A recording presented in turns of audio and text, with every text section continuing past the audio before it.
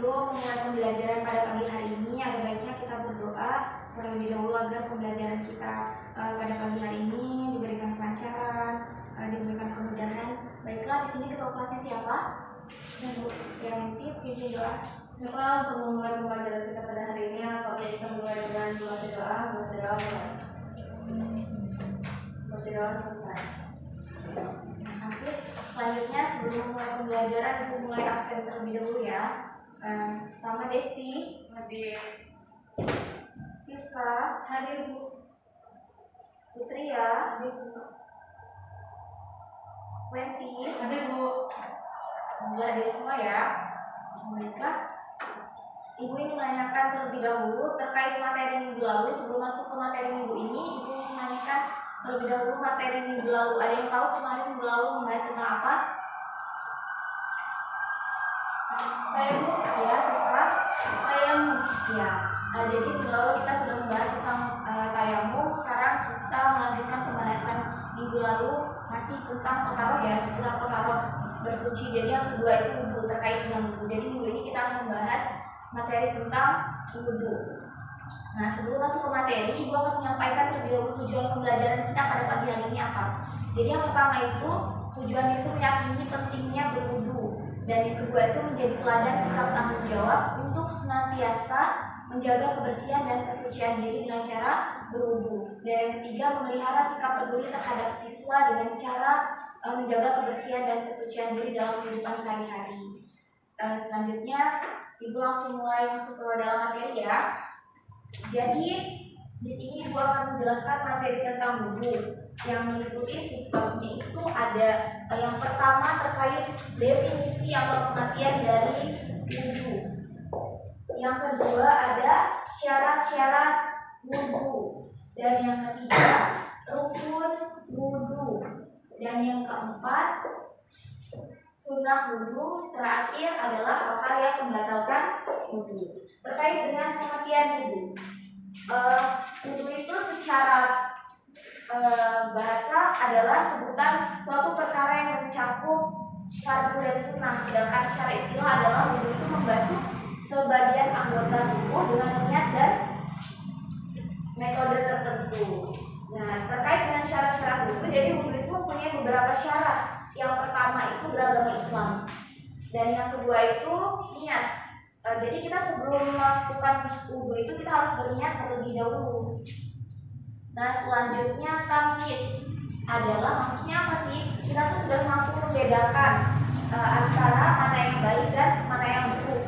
Selanjutnya suci dari haid dan nifas. Jadi orang yang berwudhu itu harus suci, syaratnya itu harus suci dari haid dan nifas. Selanjutnya tidak ada sesuatu yang mencegah sampainya air ke kulit. Maksudnya gimana sih, Bu? Jadi kita itu nggak ada kayak penyakit misalkan kita ada penyakit koreng tuh, itu tidak boleh tersentuh air. Memang tidak boleh tersentuh air karena kalau tersentuh air khawatir dia semakin parah atau gimana, itu nggak diwajibkan berwudhu ya. Atau berwudhu boleh tapi jangan sampai terkena dengan koreng tersebut, permukaan koreng tersebut. Selanjutnya tidak adanya benda di anggota tubuh yang dapat mengubah sifat air.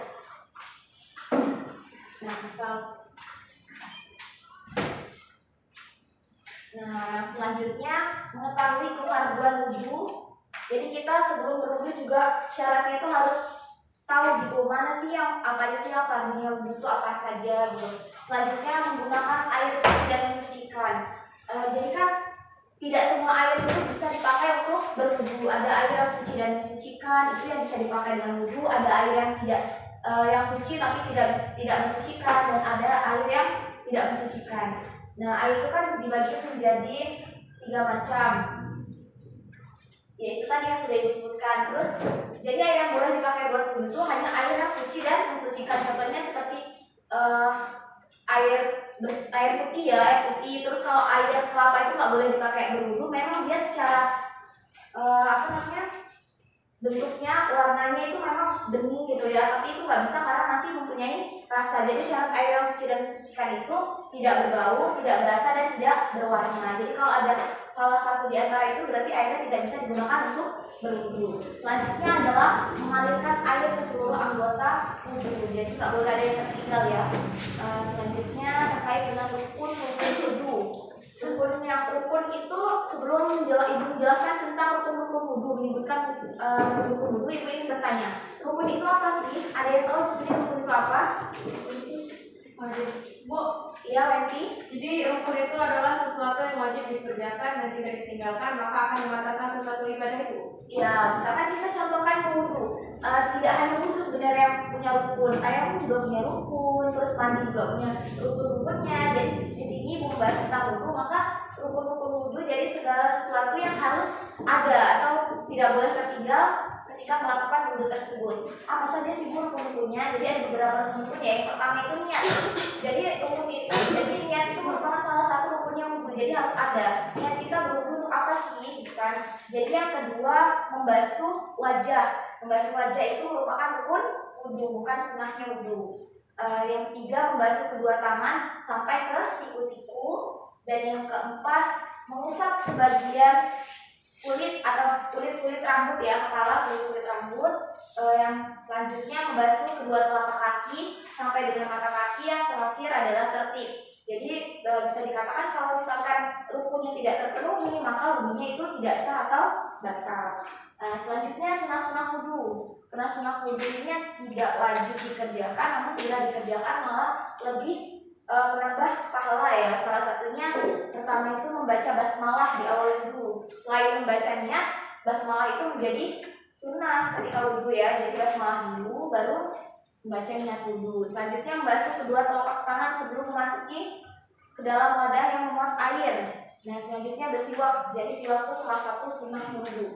Yang dilakukan menambah pahala, tidak dilakukan juga tidak bermasalah. Selanjutnya berkumur dengan menggunakan tangan kanan, menghirup air ke dalam hidung. Terus menyela-nyela jenggot ya. Bagi laki-laki itu yang ada jenggot itu, jadi jenggotnya itu di sela-sela ya, di sela-sela. Terus selanjutnya mengusap telinga, terus mengulangi sebanyak 3 kali. Jadi pernah bilang ada yang nanya, Bu, untuk berwudhu itu apa diwajibkan harus 3 kali? Itu tidak. 3 kali itu merupakan sunnahnya wudhu. Jadi kalau mau melakukan 3 kali ya 3 kali, tapi nggak boleh bercampur gitu. Ada yang kumur-kumurin 3 kali, terus nanti basuh hidungnya cuma 1 kali ya jangan. Kalau memang 3 ya 3 konsisten, kalau 1 ya 1 semua. Nah, selanjutnya mualah ya. Jadi wudhu itu mualah, berkelanjutan, terus melakukannya. Terus menggunakan air secukupnya dan tidak boleh berlebihan. Terus menghadap kiblat, dan yang terakhir tidak berbicara saat wudhu. Tidak berbicara saat wudhu itu bukan merupakan rukunnya wudhu, karena tidak berbicara itu merupakan salah satu sunnah. Kalau mau berbicara ya nggak apa-apa ya, kalau nggak terlalu penting ya mendingan nggak usah bicara kan. Tapi ya kalau misalkan emang itu penting ya nggak membatalkan wudhu, tapi itu kurang sempurna. Selanjutnya terkait kita sudah membahas tentang pengertian wudhu, syarat wudhu, rukun wudhu, sunnah wudhu. Yang terakhir adalah hal-hal yang dapat membatalkan wudhu. Jadi wudhu itu bisa batal karena beberapa sebab atau beberapa hal. Yang pertama seperti keluarnya segala sesuatu yang berasal dari tubuh dan dubur manusia ya. Selanjutnya yang kedua, hilangnya akal disebabkan tidur. Jadi kalau kita udah berwudhu terus kita ketiduran, tiba-tiba kita hilang akal, itu bisa menjadi sebab membatalkan wudhu. Terus selanjutnya yang terakhir, menyentuh kubul dan dubur dengan telapak tangan atau jari-jari bagian dalam, itu juga merupakan salah satu hal yang dapat membatalkan wudhu. Gimana terkait materi yang sudah Ibu jelaskan? Bisa dipahami? Bisa. Meskipun sudah paham, Ibu tetap memberikan kesempatan kepada siswa untuk mengajukan pertanyaan ya. Ibu membuka 4 pertanyaan, jadi masing-masing siswa bisa mengajukan pertanyaannya terkait dengan materi yang sudah Ibu jelaskan tadi. Ayo, Ibu ya, silakan terlebih dahulu. Saya ingin bertanya, apakah persetujuan dari sendiri dapat membatalkan? Ya baiklah, pertanyaannya bersifat terlebih dahulu ya. Lanjut, siapa lagi ingin bertanya? Ibu. Ya, Becky. Izin bertanya Bu, saya ingin bertanya terkait dengan sunnah wudhu Bu. Yang membasuh 3 kali, nah itu membasuh bagian kanan 3 kali, lalu bagian kiri 3 kali, atau bagian kanan kiri lalu dilakukan secara berulang sebanyak 3 kali Bu. Ya baik. Selanjutnya ada yang bertanya lagi, Bu. Ya, Pria. Saya mau nanya, masih kurang paham mengenai wudhu dalam kondisi darurat. Misalnya perempuan harus wudhu di tempat terbuka, adakah toleransi tertentu? Ya. Selanjutnya terakhir Desti ya. Bagaimana jika setelah selesai wudhu dan sholat, saya baru menyadari bahwa di bagian tangan kanan saya ada goresan pulpen yang menghilang. Apakah wudhunya dan sholatnya sah atau mengulang lagi? Nah, ya baiklah. Sudah ada 4 soal yang diberikan dari siswa-siswa. Pertama dari penanya pertama, Siska bertanya sama ibu, jika suami istri itu bersentuhan, apakah wudhunya batal? Jadi kita itu kan mempunyai 4 mazhab ya, imam besar.